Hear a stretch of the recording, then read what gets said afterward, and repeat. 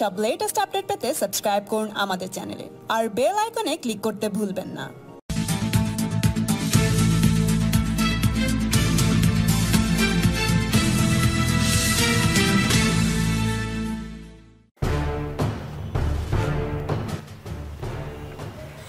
বিরোধী দল থেকে তৃণমূল যোগদান করলেন 2000-এর বেশি কর্মী।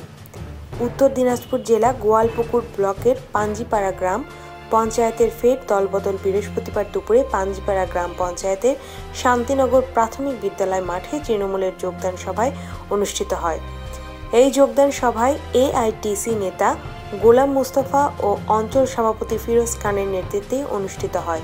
ফরওয়ার্ড ব্লক ও বিজেপি থেকে অনেক কর্মী ও সমর্থকরা তৃণমূলের ঝান্ডা হাতে তুলে নেয় পঞ্চায়েত দপ্তরের রাষ্ট্রমন্ত্রী গোলাম রব্বানীর হাতে। উপস্থিত নেতৃত্ব তাদের হাতে দলীয় পতাকা তুলে দেয়। এই ঘটনায় রাজনৈতিক মহলে চাঞ্চল্য ছড়িয়েছে। শাসক দলের দাবি, গোটা রাজ্যে মুখ্যমন্ত্রী মমতা বন্দ্যোপাধ্যায়ের উন্নয়নের কাজ দেখে বিরোধী দলের সদস্যরা তৃণমূলে ঢুকছে। অনেকেই পা বাড়িয়ে আছে। এর আগে পাঞ্জিপাড়াতে অনেকবার দলবদল হয়েছে, প্রতিবারই বিরোধী শিবিরের ভাঙন হয়েছে। এভাবে কার্যত দুর্বল হয়ে পড়েছে বিরোধীরা। শাসক দলের দাবি, বিরোধী শূন্য পরিণত হয়েছে সাম্প্রদায়িক দল বিজেপি, এখানে স্থান পাচ্ছে না।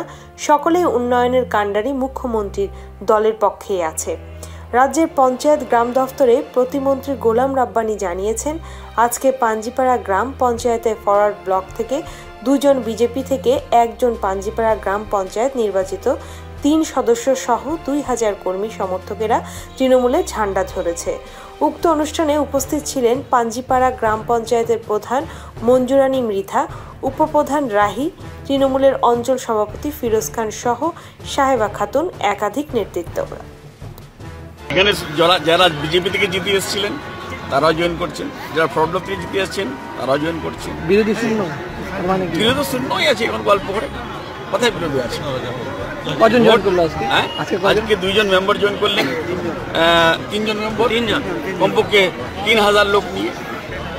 কালকে জয়েন করেছেন 4 জন মেম্বার চাকলিয়াতে। ভিক্টরের কাছের লোকগুলো সবকটা চলে আসছে দিদির উন্নয়ন দেখে, দিদির ডেভেলপমেন্ট দেখে। আর কেউ থামাতে পারছে না, আর থামবেও না, সবাই চলে আসবে।